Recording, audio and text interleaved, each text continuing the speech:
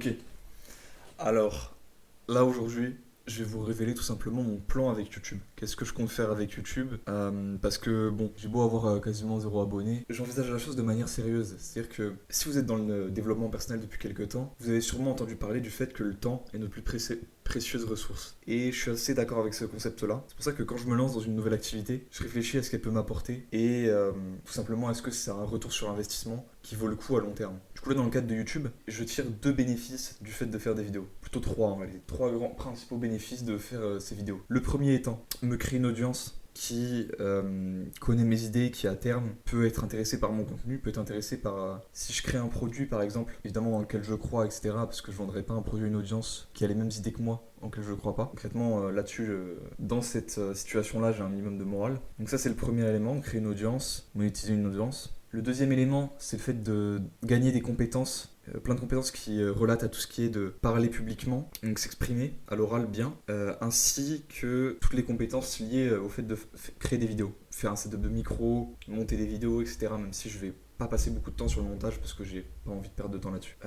Bien marketer ces vidéos, les mettre en avant, etc. Ça, c'est des compétences que je vais a priori obtenir si je fais ça pendant assez longtemps. Et le dernier à terme, c'est en gros de faire de l'argent avec ça. Parce que c'est évidemment aussi un des objectifs. Je suis pas non plus.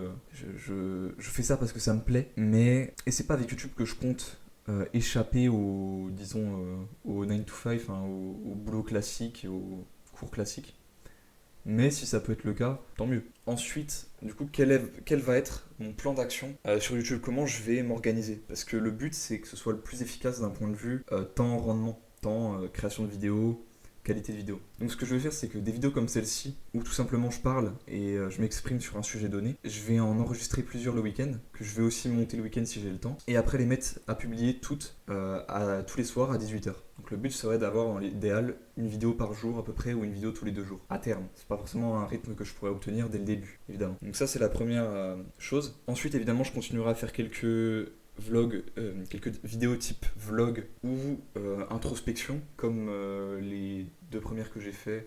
Il me semble qu'il y avait le vlog pool, quelques vidéos musculation, etc. Bref, et des vidéos introspection, comme je le disais, comme celle sur le regard des autres que j'ai publié il y a 2-3 heures, il me semble. Voilà, donc ça c'est mon plan d'action, ce qui va me permettre du coup d'avoir certes le week-end qui sera occupé pour ça, mais qui me permet d'avoir ma semaine pour justement faire plutôt les habitudes de développement personnel sans avoir le besoin d'enregistrer des vidéos, etc. Donc pouvoir maintenir les cours et le sommeil, l'alimentation, l'entraînement, tout ce qu'il faut. Pouvoir travailler sur une autre idée de business, un autre projet. Et pour l'instant, je me renseigne à droite à gauche, honnêtement. Je suis assez en ce moment calé sur les vidéos de Iman Gadzhi. Donc c'est un entrepreneur britannique. Et voilà, donc YouTube, efficacité. Donc maintenant ce qui est marrant c'est que vu que cette vidéo sera sur ma chaîne à long terme et que je vais continuer à poster, ce serait marrant de voir dans par exemple quelques mois, de retourner sur cette vidéo, de voir déjà si mes objectifs n'ont pas changé, ce qui sera sûrement le cas, comment ils ont évolué, et aussi de voir si je me suis tenu au rythme que je voulais m'imposer et aux objectifs que je voulais m'imposer. Alors le seul truc c'est que certes j'ai envie de créer une audience, etc. avec YouTube,